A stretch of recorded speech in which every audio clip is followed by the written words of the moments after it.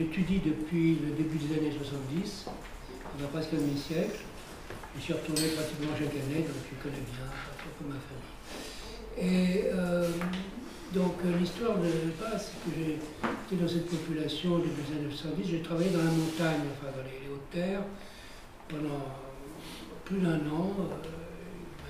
Je suis retourné et je n'avais pas eu le moindre rumeur où je n'ai pas assisté à des suicides pendant, pour moi, des gens qui ne se suicidaient pas. Alors j'ai été visiter cette région, alors je vais vous la montrer. Donc l'île de Palawan est petite île entre Bornéo et le reste de l'archipel philippin, du sud-est. Voilà, donc l'île, c'est une longue île comme ça, avec une sorte d'épine dorsale montagneuse. Moi, je travaillais là, dans le sud.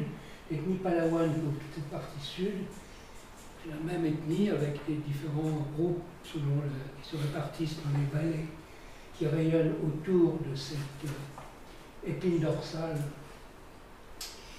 Et chacune a des dialectes légèrement différents, mais ils se comprennent, c'est mutuellement intelligible, et la culture est relativement homogène. En tout cas, l'organisation sociale est la même. Et c'est en me rendant dans cette petite région-là que j'ai visité, où j'ai entendu parler de gens qui se suicidaient. Alors je trouvais ça bizarre, qu'est-ce qui leur arrive à ces gens-là? Ils n'ont pas l'air d'être dans une situation précaire ou en guerre. Donc j'y suis retourné plusieurs fois, et à chaque fois, on me parlait de suicide. Et les gens parlaient comme ça, couramment, en disant, moi j'ai un problème, tu comprends, si j'ai plus de riz, hein, c'est pas difficile, je prends une longueur de requin, je l'attache à la poutre fêtière, et ça y est, on n'en parle plus, je me suicide, je me pends.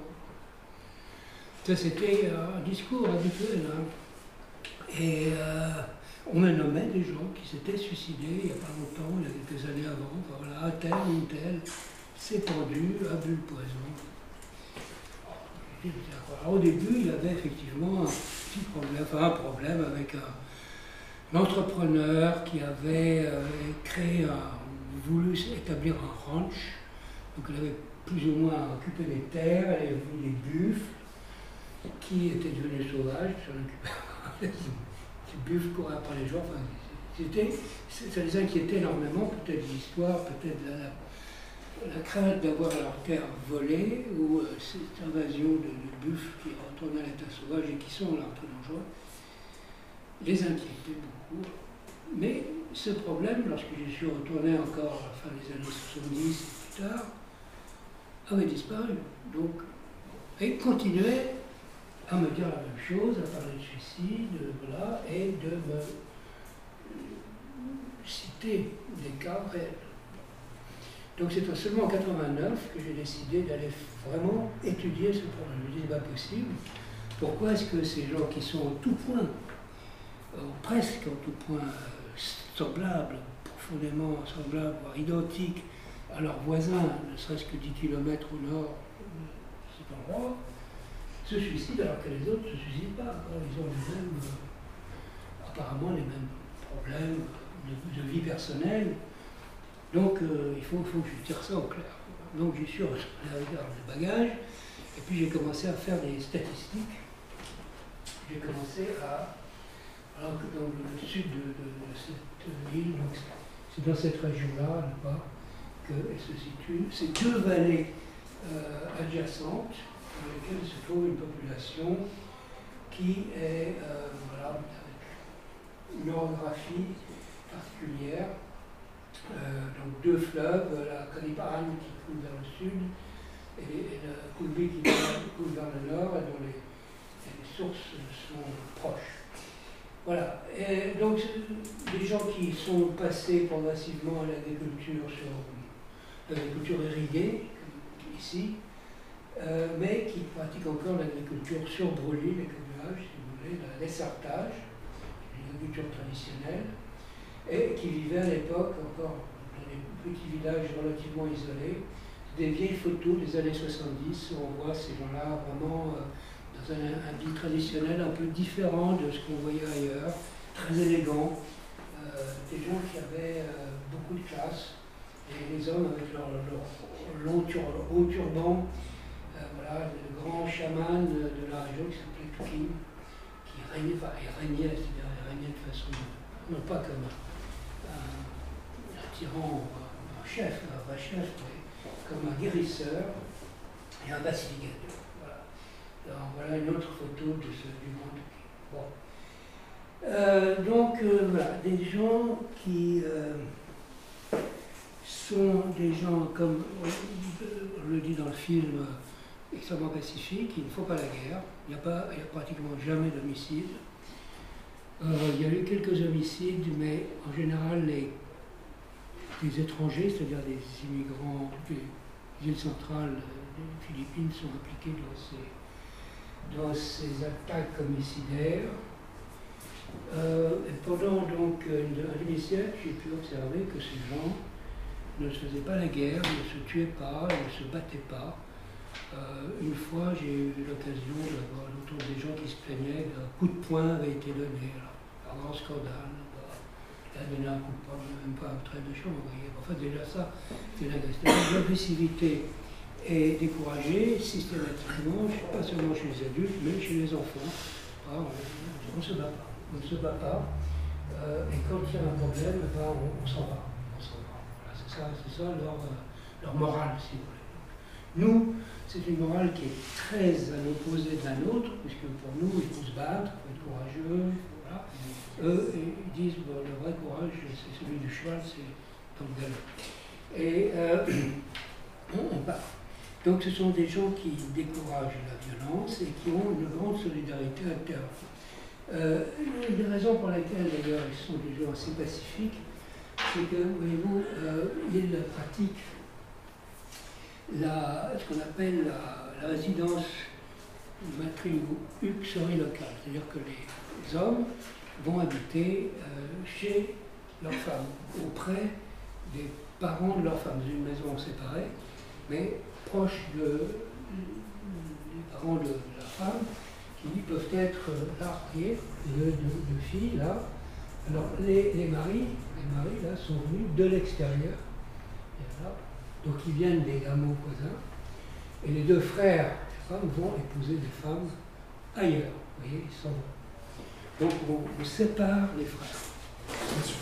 Et ça, c'est une raison qui a été découverte par des anthropologues, c'est les résidences luxueuses locales diminuent la violence sociale. Pourquoi? Parce que l'un des facteurs les plus fréquents de violence, c'est ce qu'on appelle les groupes d'intérêt fraternel, c'est-à-dire des groupes de frères ou de la parenté masculin, en général entre 20 et 30 ans, qui vivent ensemble comme voisins, cousins, frères, etc.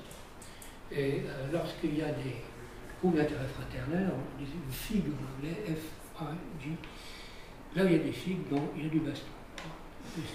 Et vous mettez les frères ensemble, ils créent des gangs, en fait, si vous séparez les consanguins masculins, que vous les dispersez, donc du coup, vous avez beaucoup moins de violence dans la société. Donc voilà, c'est une des raisons pour lesquelles ils sont... Est-ce que c'est clair? Parce que moi j'ai mis un temps phénoménal à comprendre comment ça marchait. Alors j'imagine que pour certains, peut-être. Voilà, donc ça c'est aussi la matrice de leur organisation sociale, c'est-à-dire que chaque couple, si vous voulez, avec des enfants, forme un foyer distinct dans une maison distincte, et ces maisons sont voisines. Elles forment des petits hameaux, ce que j'appelle des groupes de voisinage, des petits groupes de voisinage. Donc, en général, dans la montagne, ces groupes de voisinage sont très restreints, il y a plus de 10 maisons.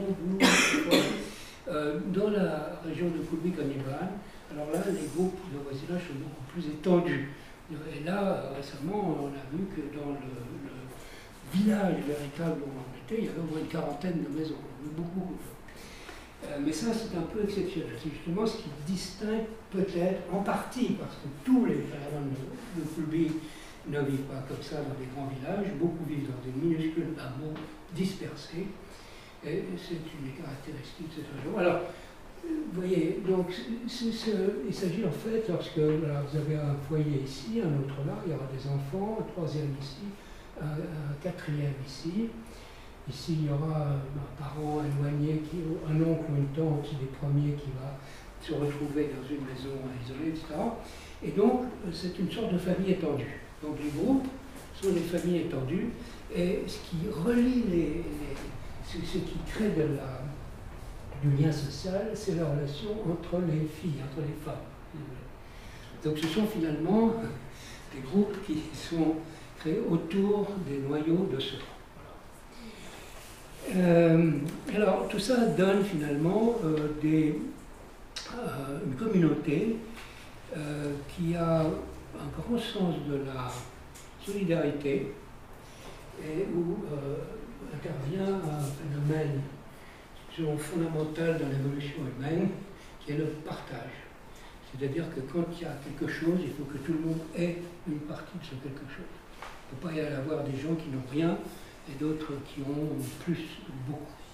Ça, c'est pas possible. J'aime bien citer cet exemple, cette anecdote. Moi, j'étais monté dans la montagne il n'y a pas longtemps, remonté dans un groupe que je connaissais bien. Et j'avais un compagnon qui m'aidait à porter mes bagages. Quand je suis arrivé à la fin du trek dans la montagne, c'était pas correct, quoi. Les gens connaissent mes habitudes, donc j'ai une bouilloire, les gens me font bouillir de l'eau pour que je fasse du café. J'ai du casse-café avec moi. Et donc j'ai fait 2 tasses, une pour mon compagnon, une pour moi. Et j'étais dans une grande maison, comme je vous ai montré, une grande maison, et il y avait tout un tas de gens qui étaient là, une trentaine de personnes, y compris les enfants. Et bon, alors il y a les 2 tasses de café, donc je bois la mienne, et puis mon compagnon, lui, il distribue son café entre 30 personnes. Genre une demi-cuillère à café par personne. Et alors je lui dis, mais alors ça sert à quoi une demi-cuillère? Et alors ce qu'on appelle l'ancien, enfin, qui n'était pas d'ailleurs un type vieux, c'est un type relativement jeune, enfin, qui était le centre, le beau-père, le pivot du groupe. Il me dit, tu comprends, ici, c'est pas possible, il faut que tout le monde ait, on ne peut pas faire que certains vivent et d'autres pas. Donc il faut que tout le monde ait. Donc cette idée du partage est fondamentale, elle crée un lien social extrêmement fort, ou elle exprime un lien social extrêmement fort, elle exprime surtout une valeur, qui est la valeur cardinale chez ces gens-là, qui est, ils expriment par un mot, l'humacie, qui est, on peut traduire par empathie, compassion, pitié, etc. C'est leur cardinal, non pas la dette, non pas la répartition inégale, mais la répartition plus ou moins égale des biens entre les gens, le partage. Bon, tout ça se décline d'une façon un petit peu plus complexe dans la réalité, sur le plan des échanges, etc. Mais grosso modo, c'est ça. Voilà. Alors, encore peut-être... alors, donc, voilà. Donc, ce sont des gens, premièrement, qui sont complètement semblables sur le plan de l'organisation sociale, des valeurs sociales, des normes, semblables à tous les autres membres de cette ethnie palawane, surtout le sud de l'île, là-bas, mais ce sont les seuls, cette section-là, mettons 3000 personnes, qui se suicident beaucoup. Voilà. Les autres, eux, oui. Donc déjà, c'est en quelque sorte une expérience naturelle. Là, comme si la nature avait créé une expérience en disant, voilà, dans ce cas particulier, les facteurs communément admis comme étant déterminants dans les taux de suicide, savoir le trait de culture, comme on l'a dit tout à l'heure, pour la religion, chez Durkheim, etc., ça ne marche pas, parce qu'ils ont la même culture tous, mais certains se suicident, d'autres pas, donc la culture n'a pas une valeur explicative déterminante, si vous voulez, ou primordiale. Elle a une valeur aussi, mais d'accord. Alors donc j'ai commencé à faire des statistiques. Bon, alors j'ai dû récolter à la main parce qu'il n'y avait pas de recensement. À l'époque, en tout cas, il n'y a pas aucun recensement. Donc c'est moi qui ai fait des recensements en demandant à des informateurs de m'aider à retrouver d'abord le nombre de gens qui s'étaient suicidés, qui s'étaient suicidés. Alors j'ai tout de même pu retrouver justement des cas de suicide qui vont monter jusqu'à 1945, c'est-à-dire jusqu'à la fin de la guerre. Donc ça fait beaucoup tout de même, ça fait sur un passé où à ce moment-là, vraiment, il y avait, quand je suis arrivé en 70, cette région était coupée du monde dans la mesure où il n'y avait pas de route, il n'y avait pas d'électricité, il n'y avait pas de port, il n'y avait pas rien. Et donc pour y aller, il fallait marcher, ou alors éventuellement prendre l'avion. Il y avait des petits avions des groupes missionnaires. Alors il y avait 2-3 missions disséminées dans le paysage là où ils avaient des... C'était tout, il n'y avait pas, et il n'y avait pratiquement aucun immigrant à l'époque. Donc c'était vraiment un coin complètement en dehors du monde. Et alors en 1945, ça devait être encore plus, je sais pas. Et pourtant dès la fin de la guerre, j'ai pu retrouver, grâce aux informateurs qui se rappelaient, des cas avérés de suicide. Donc il est clair que ce n'est pas l'intrusion du monde moderne qui a déclenché des suicides dans cette population, dans cette section particulière de la population. Alors j'ai fait différents calculs, n'est-ce pas, pour essayer de voir quel était le taux de suicide. Donc là, sur 1500 personnes, là, sur 2000 personnes, en prenant différents éléments, et puis j'ai fait un benchmark study, c'est-à-dire que j'ai pris que 887 personnes que je connaissais, et j'ai fait là aussi des taux pour 2 périodes, celle de 90 à 2000, et pour les 2 années suivantes, et je suis arrivé, vous voyez, à des chiffres qui vont entre minimum de 81, qui est très sous-estimé, jusqu'à un maximum, un peu certainement surestimé, de 173, que disait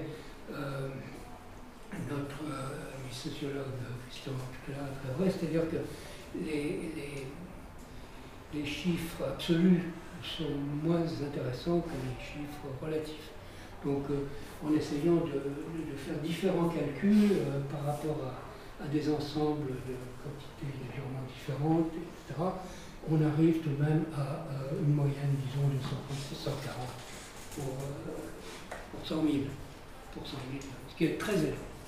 Ce qui est très élevé parce que, à l'époque, pour moi-même, voilà.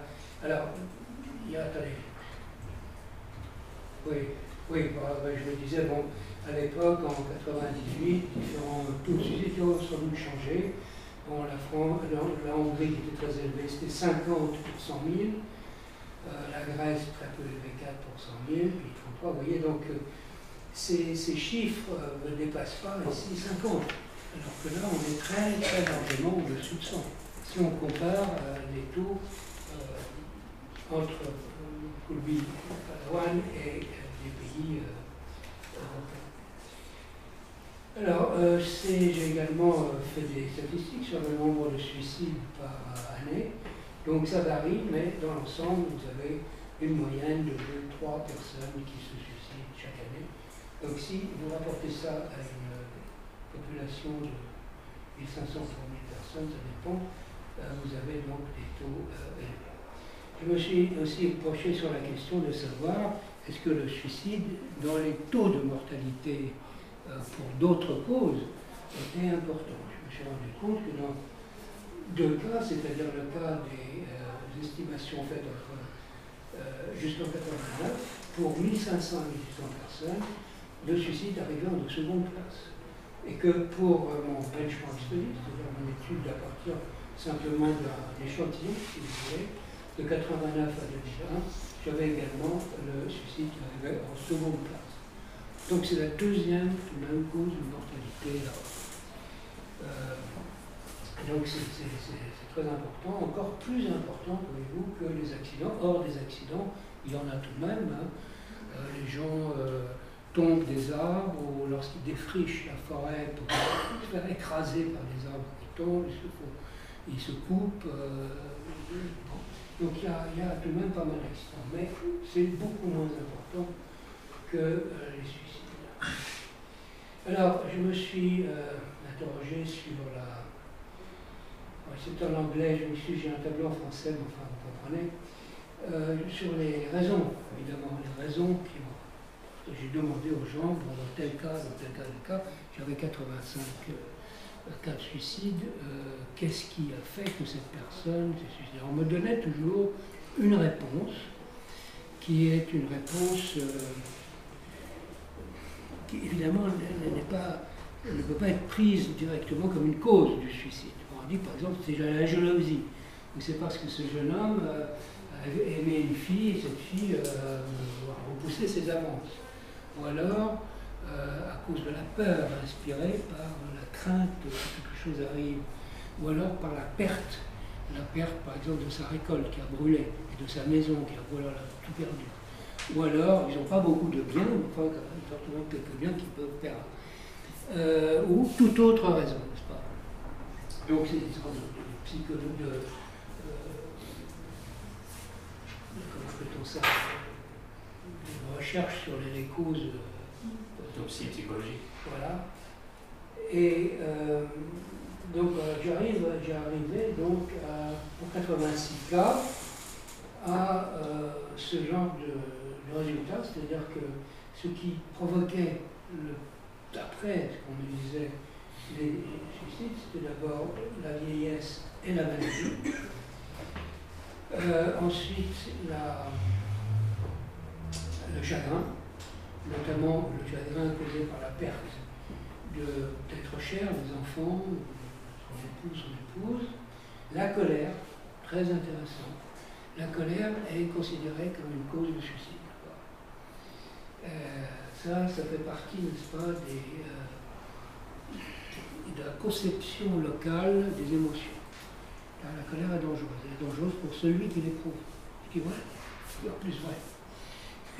On considère que la colère est dangereuse pour la personne contre laquelle on éprouve de la colère. Si on éprouve de la colère, c'est pour soi-même. La jalousie, parce que le conjoint va chercher ailleurs, etc. L'amour qui est refusé, enfin, la peur, le désir de se marier, de se remarier, qui est empêché, il y a un empêchement pour se marier, se remarier. La dispute, notamment la dispute entre conjoints, qui est une cause importante. De l'amour souvent passionnel pour une personne qui est considérée comme dans un rapport incestueux, c'est-à-dire trop proche, ou d'une autre génération.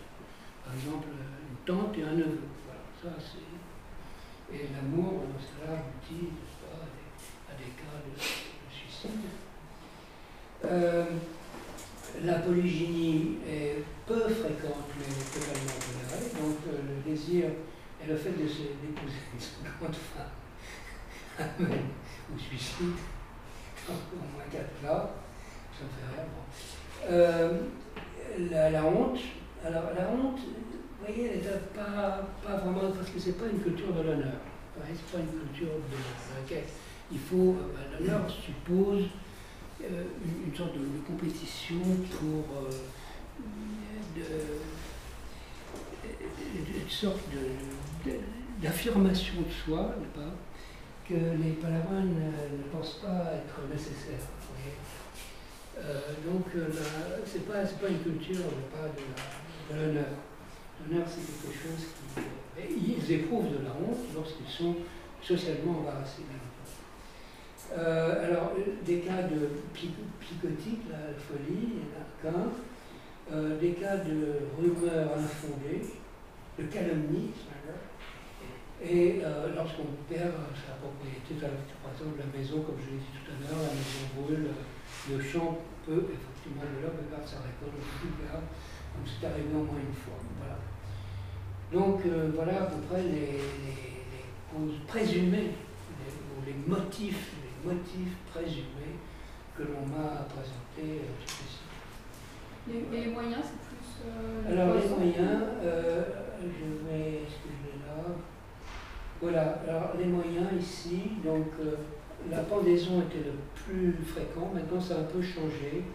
Alors on buvait, pour s'empoisonner, la mort au rat. ou des pesticides, et on buvait aussi de la nivrée. La nivrée, c'est un poison végétal qui est utilisé très fréquemment dans cette région du monde, mais aussi en Europe,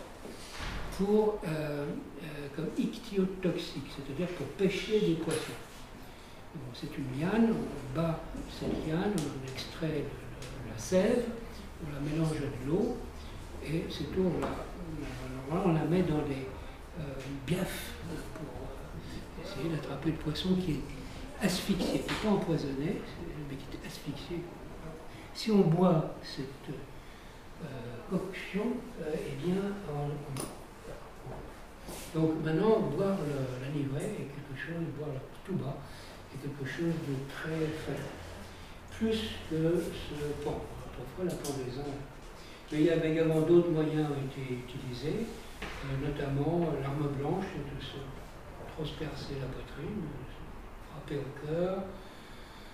On nous a appris, j'ignorais ça, qu'autrefois, celui qui voulait se suicider pouvait planter des sabres dans la cour de sa maison et de sa véranda se jeter sur les lames de sabre.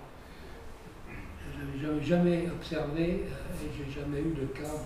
On m'a dit qu'autrefois c'était possible de faire cela.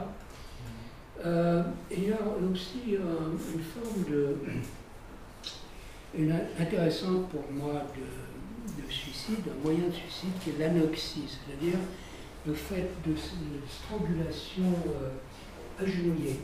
On se met une corde autour du cou, on s'agenouille et on se penche. C'est un petit peu comme le jeu du foulard, si vous voulez, dans lequel, paraît-il, le jeu qui est destiné notamment à augmenter le plaisir sexuel, et qui est donc une forme un peu, comment dirais-je, douce de suicide. Voilà. Et on trouve, voilà, il y a eu un cas incroyable, un type qui s'est suicidé comme ça. Alors les maisons sont des maisons sur pilotis, hein, donc le plancher de la maison est au-dessus du sol, et un homme était parti, et on l'a retrouvé le matin agenouillé, pendu juste en dessous de l'endroit où dormait sa femme. Il s'était agenouillé sous, donc le plancher ne devait pas être très très haut, il s'était mis une corde autour du cou, le coulant, et il s'était agenouillé, il s'était penché comme ça, et il s'était asphyxié de cette façon.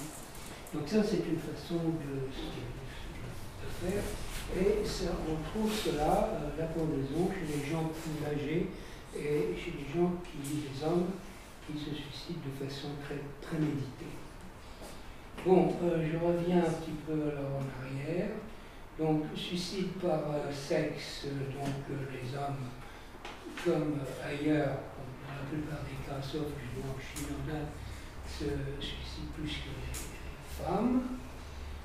Ensuite, par âge. Alors, vous avez ici quelque chose qui est différent des suicides européens, c'est-à-dire que vous avez plus de suicides chez les jeunes ici que chez les vieux, et c'est la même courbe ici représentée par... Et ici, c'est en comparaison, en combinant, si vous voulez, les courbes masculines et féminines par âge. Donc, il y a là une courbe masculine qui est plus importante chez les jeunes hommes, qui baisse chez les hommes d'âge moyen et qui remonte dans un âge plus avancé. Chez les femmes, la courbe est légèrement différente et tend à culminer ici au milieu, à l'âge moyen, si vous voulez, à la maturité, sinon dans les 40. Donc voilà, pour résumer, n'est-ce pas, j'avais fait un résumé, pas. Donc l'occurrence, taux, c'est de 136-73, qui se suicident plus les hommes que les femmes, et plus les jeunes que les vieux. Pour quelle raison? L'âge avancé, la vieillesse, la maladie, le malheur, la tristesse, le chagrin, la colère, la jalousie et les amours contrariés. Et comment se suicide-t-on ou en buvant du poison? J'avais observé également un certain nombre de suicides d'autres membres. C'est ce que Fabrice disait dans le film, n'est-ce pas? La tendance au suicide à se concentrer non seulement à l'intérieur de familles étendues, si vous voulez. Là, vous avez 1, 2, 3, 4, 5, 6, 7, 8 personnes à l'intérieur de ce groupe, disons, de famille étendue. Le groupe de parenté, là, bon, ces personnes, donc des suicides très rapprochés qui ont eu lieu aux dates que j'avais indiquées ici, 78, 68, etc. Et alors, ce qui est intéressant ici, bon, je le cite en passant, Sumling. Sumling était une jeune femme à l'époque qui s'est suicidée juste au moment où je suis arrivé au juge, juste avant le jour, au moment où je suis arrivé en 89 pour faire donc cette étude sérieuse, systématique des suicides dans cette région. Et donc j'ai énormément travaillé sur son cas. C'était le premier cas de suicide que j'ai vraiment étudié en détail, parce qu'il était tout récent, parce que le veuf qui était là, je l'avais sous la main, si je puis dire, parce qu'ensuite il y a eu un procès. On a considéré que cette jeune femme s'était suicidée parce que son mari était volage et qu'elle était réduite au désespoir du fait des habitudes, disons, du volage de son mari dans le Nord. Donc on a finalement accusé les frères de la suicider, ont essayé de transformer ce suicide en homicide. Donc voilà, c'est la faute de son mari, on avait dit, etc., etc. Donc il y a eu tout un procès sur lequel j'ai beaucoup travaillé et que j'ai résumé dans mon bouquin. Et alors, l'ironie du sort, une triste ironie sans doute, c'est que Fabrice et moi, lors de notre dernier séjour, le mois dernier, à la veille de notre départ, on a appris le suicide. On a appris le suicide de la sœur aînée de Soulet. Le dernier suicide auquel j'ai pu assister, si vous voulez, était celui de la sœur du premier suicide que j'ai étudié en 1989. Donc, vous voyez, le clustering, c'est-à-dire le fait que les suicides finalement restent dans des degrés proches, est quelque chose de tout à fait intéressant. Et d'autre part, il y a aussi sur le plan de localité. C'est-à-dire qu'il y a des hameaux, des petits groupes de voisinage dont je vous parlais tout à l'heure. C'est un rassemblement de maisons qui forment en fait des sortes de grandes familles étendues. Il y a des hameaux dans lesquels les taux de suicide sont beaucoup plus élevés que dans d'autres. Donc la localité, le voisinage et la consanguinité jouent un rôle considérable dans rapprochement des cas. Peut-être qu'on peut dire un mot là-dessus, puisque donc, oui. On a commencé en 2014 à faire un grand arbre généalogique, donc on part dans le film. Évidemment, une fois rentré à la maison, on s'est rendu compte qu'il y avait beaucoup d'erreurs, parce qu'il y avait les homonymes, il y a des noms qui étaient écrits différemment, qui étaient en fait la même personne, etc. On avait quand même fait une première analyse de ces données qui montrent effectivement qu'il y a une tendance à la clusterisation des cas de suicide. Même dans cette population, les cas de suicide ne sont pas répartis au hasard, pas par hasard.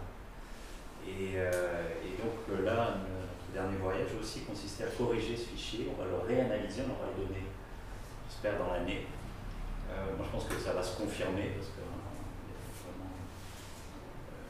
on voit très bien qu'il y a des familles avec plusieurs cas de suicide. Et puis il y a des familles où il n'y en a pas. Donc on a une population certes endogame, donc avec des liens quand même très proches, comme on le dit dans le film, attention, proche, ça ne veut pas dire n'importe quoi, mais que malgré cette population qui est très... Et dans cet arbre généalogique, on avait le lieu de naissance, il y a moins de 7% de la population qui est originaire de l'extérieur de Koulbi. Alors ils sont tous Palawan, mais très peu viennent en dehors de cette... Donc il y a très peu de mélange, très peu, 7%. Donc on verra si on confirme, mais ça ne serait pas étonnant. Donc même dans cette population très, très petite, on montre ce qui a déjà été montré, dont on vous parlera plus tard, qui est un caractère familial des suicides. Ça c'est bien montré maintenant. Et c'est bien possible. Il y avait une question derrière. En fait, moi j'avais une question pour vous deux parce que vous avez mené la recherche et puis le professeur McDonald connaît bien l'endroit. Comment les gens s'organisent au niveau du travail de deuil? Parce que dans un endroit où il y a autant de suicides, donc je pense que ça touche beaucoup les familles quand même. Alors, il faut voir que c'est beaucoup et puis c'est toujours pareil, c'est beaucoup et pas beaucoup, quoi. Donc c'est comme ils sont dans un même périmètre, donc. Bien sûr. Mais non, mais il faut garder ça en tête. C'est pas, ils tombent pas des suicides tous les jours. Il y en a 2 par an. Donc c'est beaucoup de monde. Et puis en même temps, c'est pas un événement quotidien. Par contre, peut-être tu peux parler de comment se gère le deuil à Palawan. Le deuil. Oui. Là, j'y viendrai tout à l'heure. Il y a différentes explications du suicide et l'explication locale. Et certaines. Alors là, par exemple, vous avez aussi 3 générations avec 2, 3, 4, 5 suicides. C'est fou, hein? Donc, et là, dans le diagramme précédent, il y en avait 8, mais en fait, il y en a 9 avec le dernier suicide de la sœur aînée, donc cette jeune femme qui s'était suicidée en 80. Donc, il y a énormément de clusterisation ici. Alors, Charles, il y avait une autre question. Oui, je voulais savoir s'il n'y avait pas éventuellement une contagion aussi du suicide, parce qu'il y en a certains qui sont la même année. Oui, alors il y a effectivement, à mon avis, un phénomène pseudo-contagieux en tout cas, alors dans des cas justement d'épidémie. Il y a eu un pic du suicide, je vous avais montré une courbe, il y avait un pic de suicide parce qu'il y a eu une épidémie de maladies mortelles qui étaient des ulcères. Ils ont une maladie d'ulcère qui cause des septicémies et entraîne la mort. Et finalement, le fait qu'il y ait eu beaucoup de morts a entraîné ces suicides de chagrin, de désespoir. Donc la mort a entraîné la mort. Ce qui m'a amené à penser que peut-être il y avait eu à l'origine, peut-être un siècle ou moins, des épidémies qui avaient causé des vagues de suicides. Ces vagues, c'était bon. Je ne sais pas si c'est une hypothèse très forte, mais en tout cas, ce qui est certain, c'est qu'à partir du moment où il y a beaucoup de morts, il y a beaucoup de désespoir, il y a plus de suicides chez ces gens-là. Oui. Donc effectivement, là, il y a un phénomène un peu contagieux. Et peut-être ponctuel, c'est-à-dire que c'est difficile d'expliquer quand même ces 50 ans minimum, en tout cas d'observation de très haut taux de suicide, et de l'expliquer uniquement par un phénomène contagieux. Oui, mais il y a l'éducation aussi, parce qu'on les éduque comme ça en disant oui, bah, si tu n'y arrives pas, bah voilà. Non, ils ne sont pas du tout éduqués comme ça. Il n'y a pas du tout de. Je ne sais pas si Charles l'a dit tout à l'heure, je ne me souviens pas, mais il n'y a aucune prescription. On l'a vu dans le film où il disait bah, si tu n'y arrives pas, bah, voilà, tu prends du poison, tu te suicides. Non, c'est ce que les gens disaient. C'est certaines personnes qui disaient si moi j'y arrive pas, je me suiciderai. Ouais, mais et c'est pas une éducation dans ce sens. Oui, mais c'est quelque chose de. Ça me fait. Donc peut-être tu vas en parler tout à l'heure. Oui, je vais parler de l'attitude que les gens regardent. Comment certaines valeurs pourraient être plutôt dans ce sens. J'ai réagi sur l'éducation parce que c'est vraiment pas l'éducation dans ce sens. Mais peut-être qu'il y a des valeurs, des micro-valeurs qui se baladent partout. C'est une des explications, une des hypothèses. Voilà, je passe rapidement donc, sur ceci, mais c'était intéressant pour moi de tester une hypothèse donc, de type socio-culturel que j'évoquais au début de cette présentation, en disant voilà, c'est des rôles, et les gens, à un certain moment de leur vie, les femmes ou les hommes, sont pris dans des situations de conflit extrêmement stressants qui provoquent le suicide, favorisent le suicide, et donc ça c'est lié à la structure sociale. Alors j'avais, dans la période 78-89, observé que les suicides féminins culminaient disons, vers 35-40 ans, grosso modo. les suicides masculins culminaient chez les jeunes gens et ensuite descendaient et remontaient. Donc c'était deux courbes en V inversées l'une de l'autre. Une courbe en V et une courbe en V. Alors je me suis dit, voilà, les suicides des jeunes gens sont essentiellement motivés parce que ces jeunes gens se voient refuser par leurs futurs beaux-parents, se voient refuser l'accès à la femme qu'ils désirent, ou ils se font rejeter dans leurs avances pour la femme qu'ils désirent. Beaucoup de suicides chez les très jeunes gens sont causés, n'est-ce pas, par l'impossibilité finalement de se marier.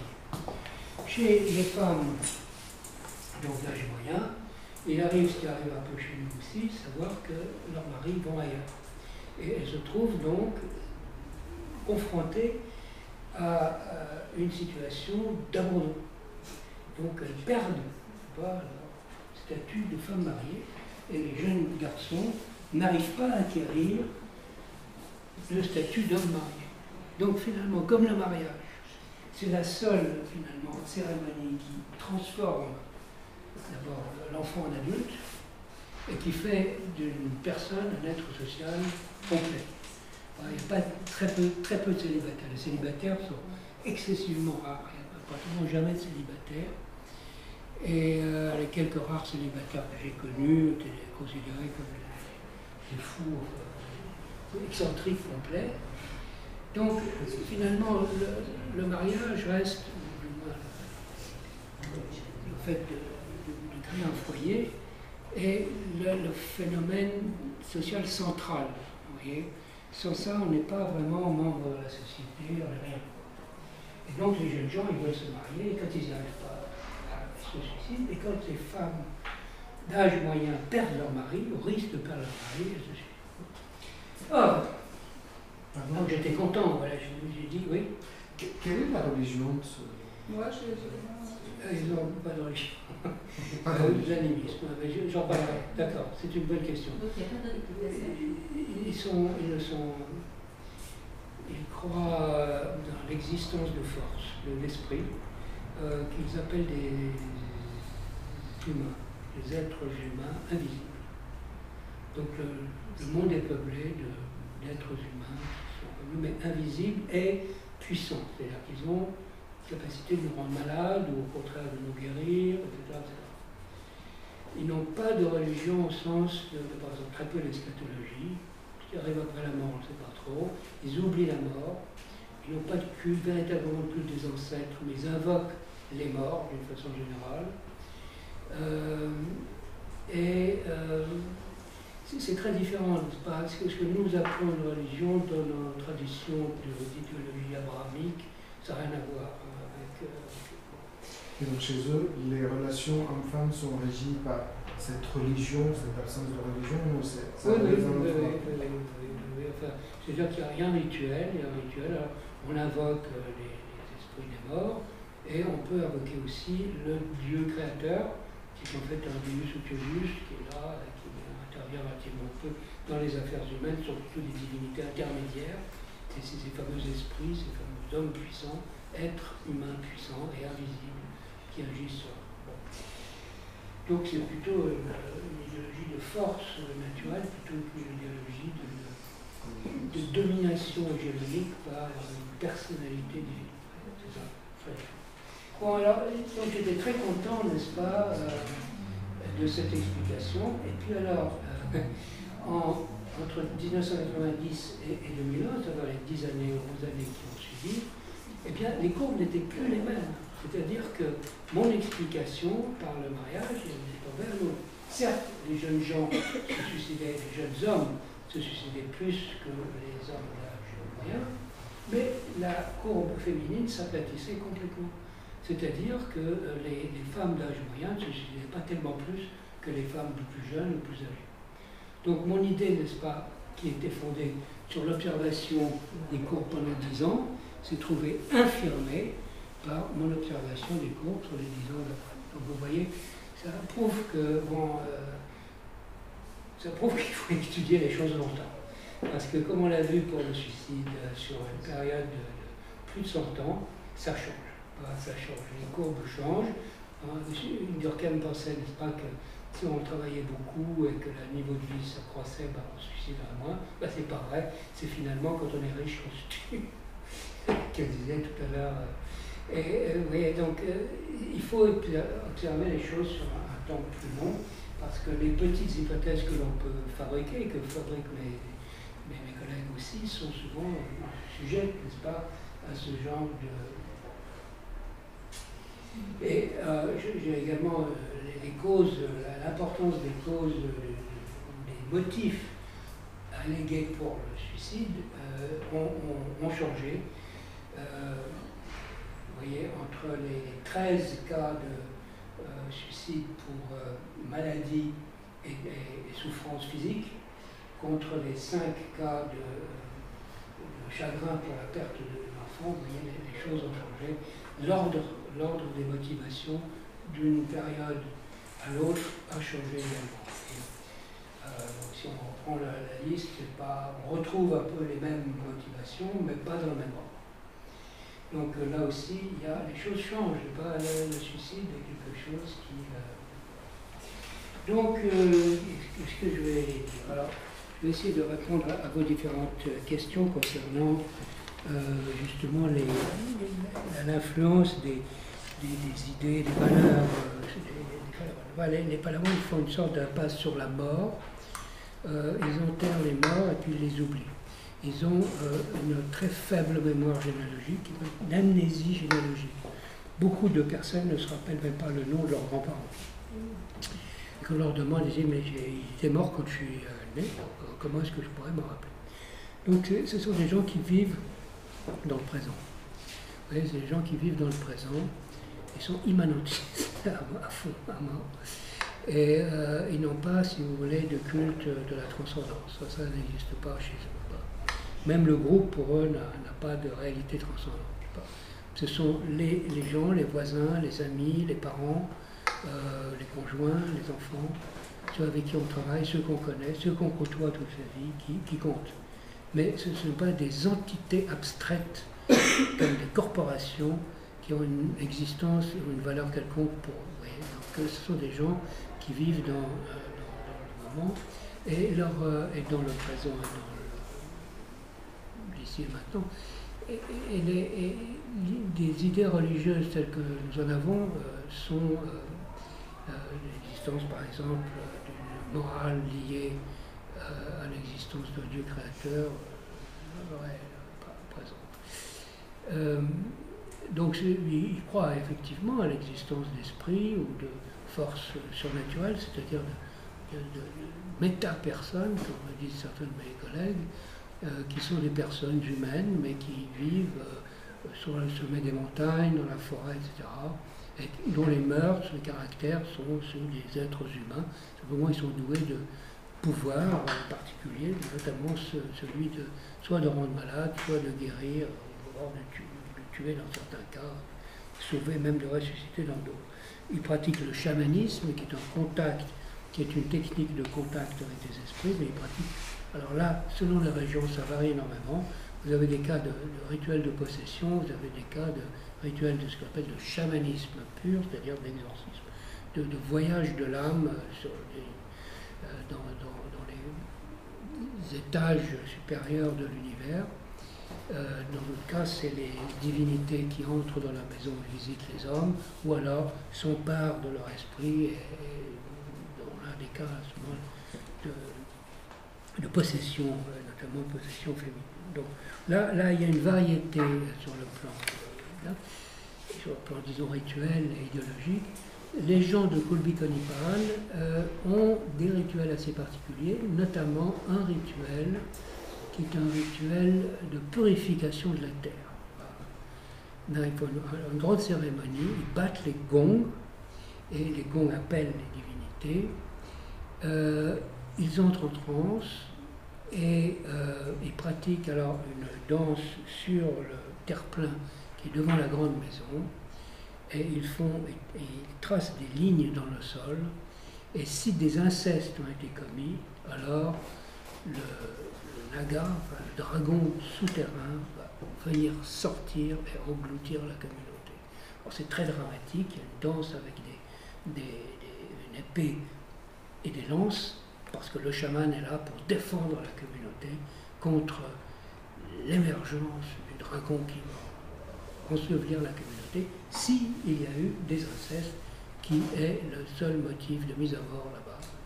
On ne tue pas les gens, sauf en cas d'inceste. Non pas pour les punir, mais parce que l'inceste menace la communauté d'une catastrophe, c'est tout, c'est une menace. C'est pas pour faire la justice, c'est pour empêcher que le monde entier soit englouti si on commet l'inceste.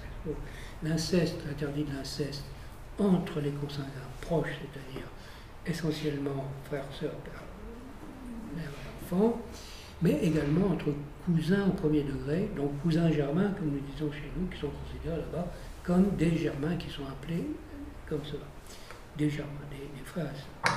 Mais les cousins de second degré, troisième degré sont totalement permis.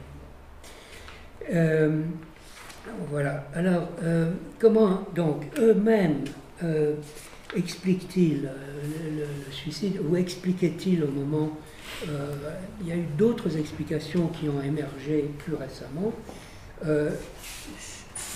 sous l'influence sans doute d'un ethnologue et d'un psychiatre français qui venait les embêter régulièrement, leur posant des tas de questions sur le suicide, leur disant mais chez vous on se suicide beaucoup, mais comment ça se fait, etc. etc. Donc finalement, ils ont commencé à vraiment converger.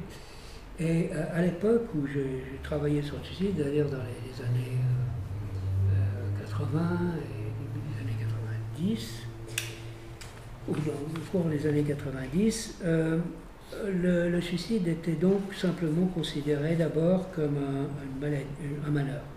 C'était un malheur, une sorte de maladie, voilà. C'était le malheur frappait, c'est une sorte d'accident, voilà, c'était un accident.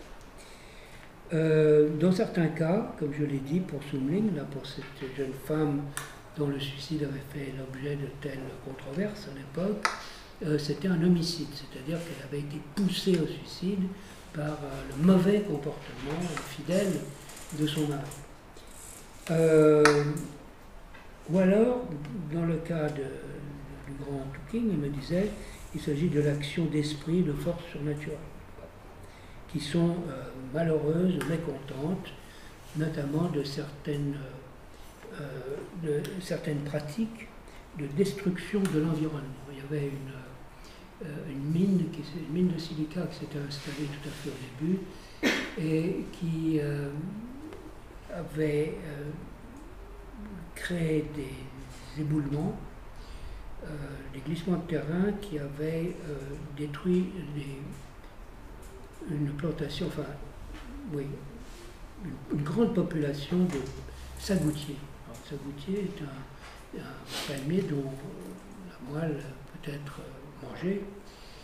Et donc, voilà, il m'avait dit, je comprends ça, alors ça a irrité les démons. Les démons, voilà, ils se sont retournés contre nous. Plus récemment, on a beaucoup invoqué le manque d'éducation.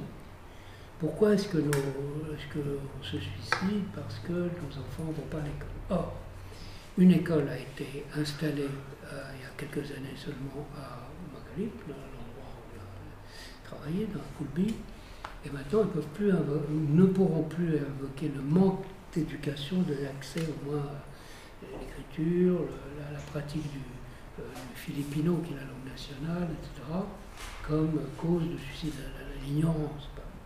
Et enfin, comme il est dit dans le film, n'est-ce pas, c'est la transmission du comportement d'une génération à l'autre à partir des ancêtres qui faisaient ça. Ils disaient, nos ancêtres, voilà, vous l'avez entendu dans le film, pas, ils se suicidaient, voilà, c'était leur particularité, c'était comme ça, c'était leur adat, c'est-à-dire leur coutume, voilà, ils se suicidaient, donc voilà, ils nous ont transmis ça, donc on s'est suicidé année après année.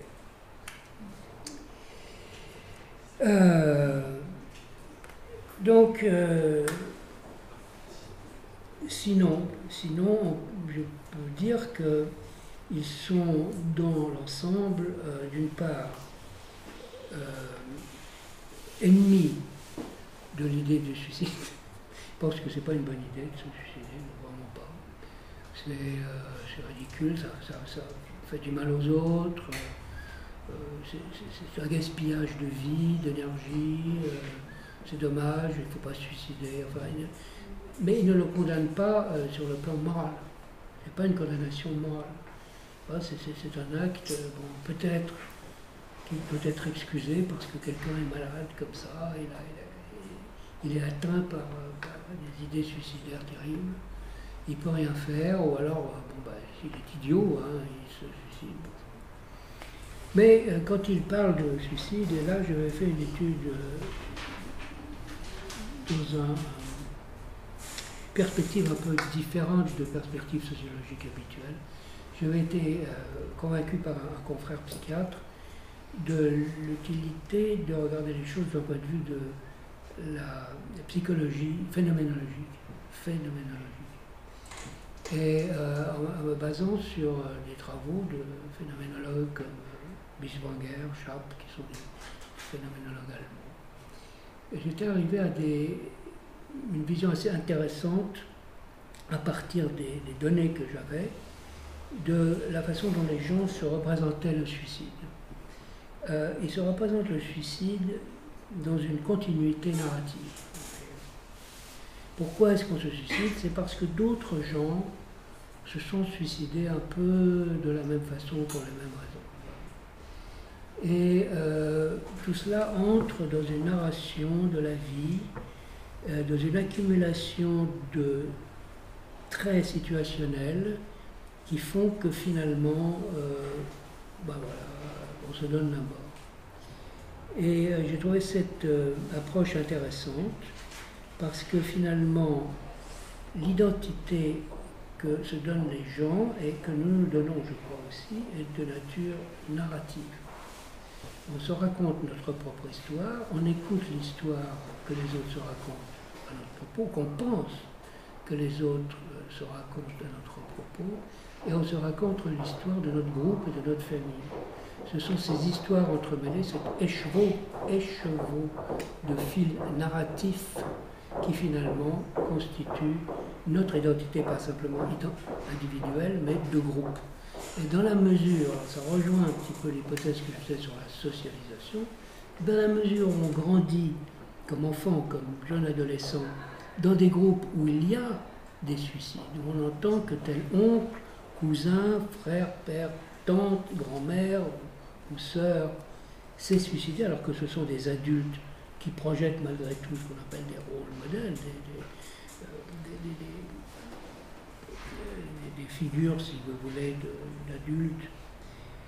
On intègre sans doute obligatoirement l'option suicidaire comme une option possible en cas justement de difficulté de malade. Même si la société a un discours négatif à l'égard du suicide. On vous dit, c'est pas bien de se suicider, il ne faut pas, mais en même temps, on entend sans arrêt qu'un voisin, sans arrêt, avec une certaine fréquence au cours de son développement, qu'un voisin respecté, un oncle aimé, une tante, un cousin éloigné, qui étaient des gens tout à fait bien, se sont suicidés. Donc on intègre comme ça l'option suicidaire. Finalement, c'est ça. Je crois que c'est ça, c'est une grande partie de la chose, mais peut-être pas, évidemment, l'explication ultime. Alors, donc alors ce que j'ai procédé aussi, je vais encore vous parler de ça, pour essayer, parce que j'étais tout de même un peu dépourvu, n'est-ce pas, d'armes et d'outils conceptuels pour donner sens à ces taux de suicide élevés, et à leur diversité interne, puisque, comme je vous l'ai montré,